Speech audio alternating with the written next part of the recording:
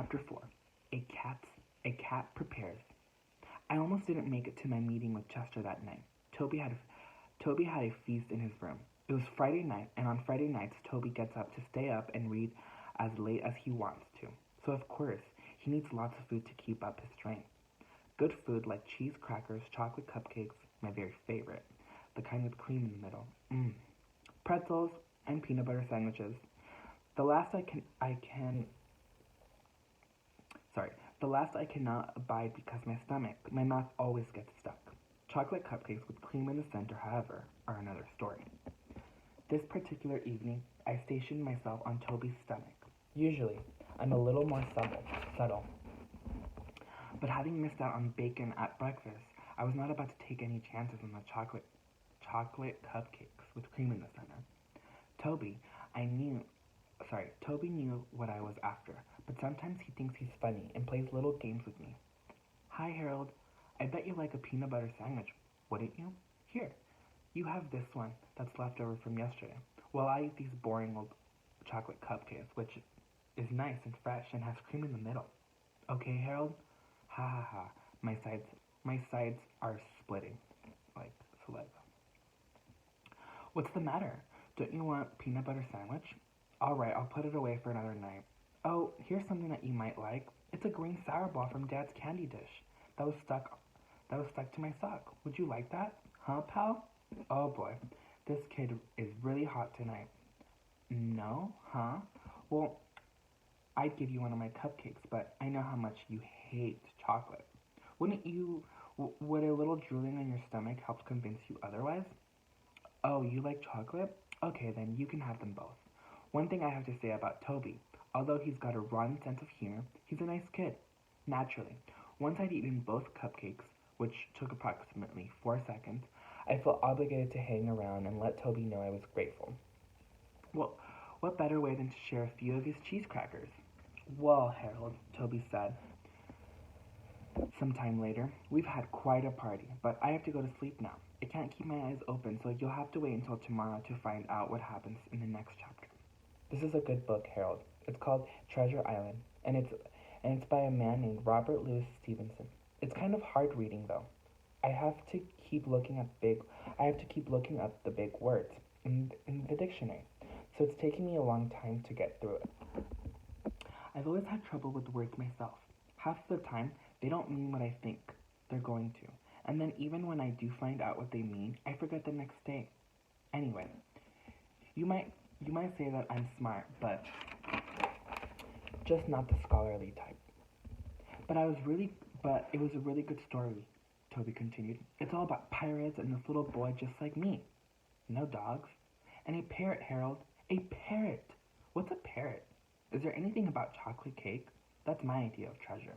Well, good night, Harold. If you're going to sleep here, you'll have to get off my stomach because it's a little full right now. Good night, Toby. I curled up at the foot of the bed, but I couldn't sleep, trying to figure out what the parrot was.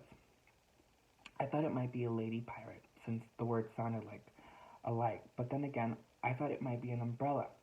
Chester would know, I thought, so I went downstairs to ask him. Well, you certainly took your time, Chester snapped, as I sauntered casually into the room. I finished my book half an hour ago. Where were you? It so happens I was discussing the great works of literature with Toby. Since when is a Twinkies wrapper considered a great work of literature? I decided to ignore that. Unfortunately, several chocolate crumbs fell from my mouth to the floor, and precisely at that moment. As a matter of fact, I said, trying valiantly to regain my dignity, we were talking about Treasure Island. Ever heard of it? Ever heard of it? He sneered. I read that when I was a kitten. I love Chester. He's so funny. Okay, let's go back to it. Oh, then tell me, Chester, what's a parrot? Chester looked at me scornfully. A parrot? He said. It's a tropical bird. It has a stout curved hook. It's often crested. Sorry, let me read that again. It's a tropical bird that has a stout curved hook bill. Is often crested brightly feathered, and an excellent mimic. In other words, Harold, a parrot, is a little bird with a big mouth. Oh, I said after a moment. I thought maybe it was an umbrella. Did you get busy discussing parrots with Toby that you forgot you were going to meet me here? This is important, Harold. I still wasn't sure what parrot was, but I decided that was not the time to pursue it. Come over here, Chester commanded in his dictating chair, and let me show you this book. I looked at the chair. Chester was already sitting in it with a very large book open in front of him. I don't think there's going to be room for both of us, Chester, I said. Come on, come on. You're wasting my time. Just jump up here. I surveyed the scene carefully. I knew I would just have to get a running start since there was just a tiny spot left for me, and I would never be able to fit into it, as if I pulled myself up slowly. Apparently, I was taking too long for Chester's liking. Will you just get up here, he hissed. Okay, if that's what you want. I ran and jumped onto the chair, landing with a great pop. Chester, where are you? I cried. I couldn't see anything but the back of the chair. I had forgotten to turn myself around. I'm here, you great oaf. So he kind of he was kind of clumsy getting on the chair.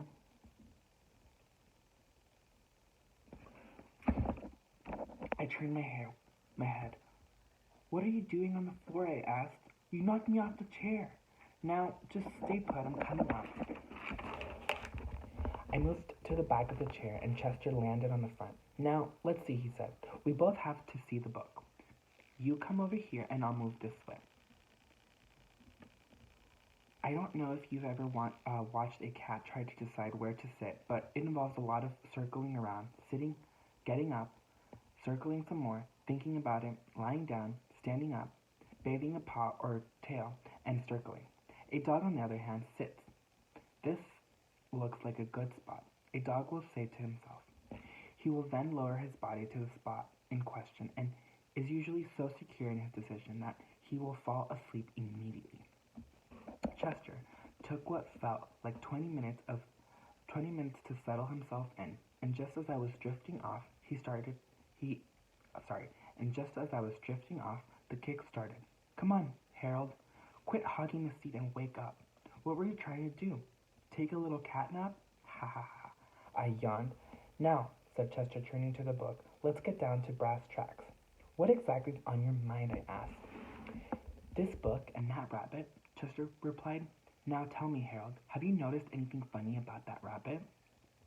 No, I said, but I've certainly noticed a lot of funny things about you recently. Think about it. That rabbit sleeps all day. So do I. So do you. Furthermore, he's got a funny little sharp teeth. So do I. So do you. Furthermore, he gets in and out of his cage by himself. What kind of rabbit can do that? A smart one, I said. I could do it. We're not talking about you, Harold. We're talking about a rabbit. Now, where did they find him? At the movies. Yes, but what movie? Dracula, I said. So, he said quickly. Remember the note around the neck? What language was that in? An obscure dialect of the Carpathian Mountain region, I answered smugly. He didn't know everything. Aha, Chester said. But what area of the Carpathian Mountain region? Area? What's an area? I looked at him blankly. Transylvania, he cried. And that proves my point. What point? What are we talking about? And don't forget the white tomato. That's the most important of all. But what? This book, said Chester, disregarding me, tells us just what we need to know. What? I particularly screamed. What does this tell us? What does this book have to do with Bunnicula? What are you talking about? What's going on here? I can't stand it anymore. Chester regarded me coolly. You're really very excitable, Harold. That's not good for you, or your blood pressure. I put my paws around his throat. Tell me, I said in a low, threatening voice, or I'll squeeze you till you pop. Okay, don't get upset. Now, this book tells you everything you've always wanted to know about vampires, but were afraid to ask. Personally, I had never wanted to know anything about vampires, but at this moment, I was afraid to tell that to Chester. I still don't understand what vampires have to do with or our little furry friend. 1, Chester said, vampires do not sleep at night. They sleep only during the day. The same holds true for this rabbit. 2, vampires can get in and out of locked rooms. Bunnicula gets in and out of his locked cage. This is the, this is this was beginning to interest me. Didn't you say something about the refrigerator? That's right. He got to the refrigerator door open, all by himself.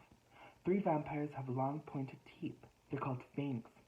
Well, don't we have fangs? No, no, we have canines. That's different. What's different about it? Fangs are more pointed, and vampires use fangs to bite people on the neck. Yeah? Who'd want to do that? Vampires, that's who. Wait a minute. I saw Miss Monroe bite Mr. Monroe on the neck once. Does that mean she's a vampire? Boy, are you dumb? She's not a vampire, she's a lawyer. She bites necks.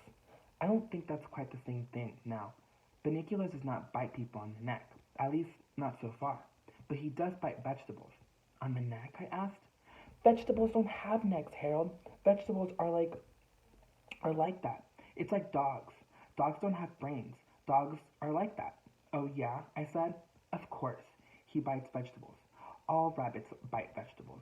He bites them, Harold, but he doesn't eat them.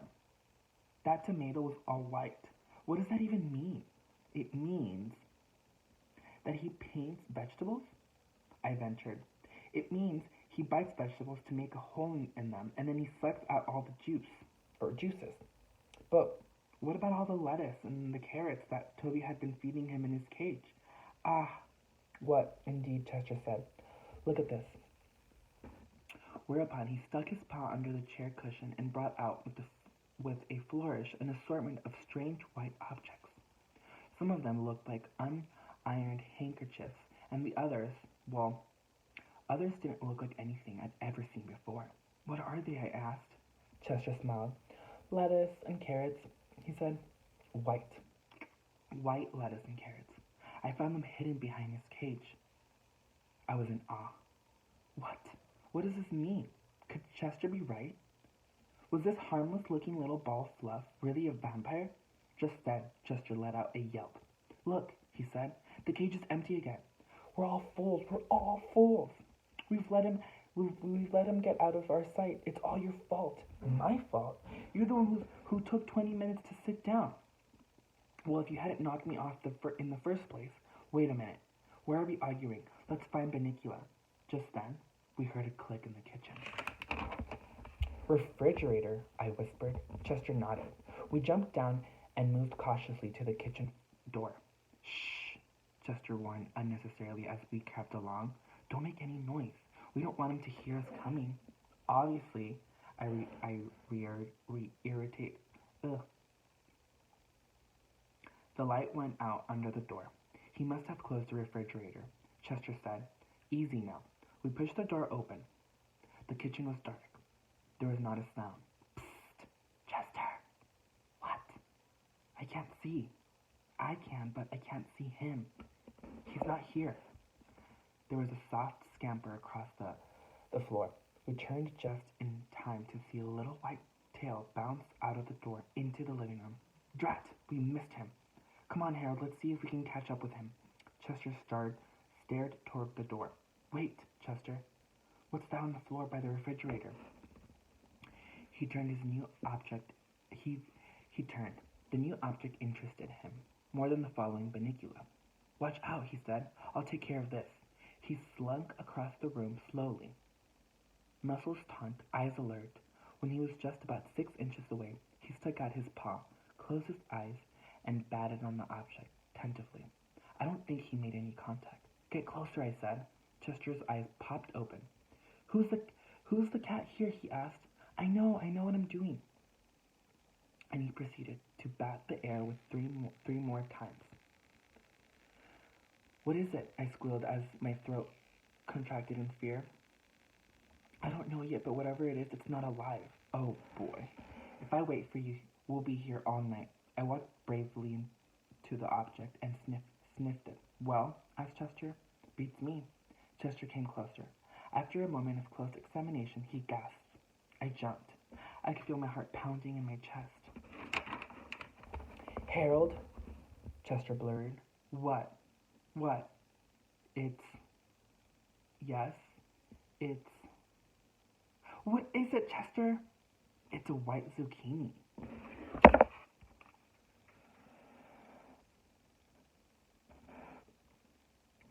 And that's the end of chapter 4.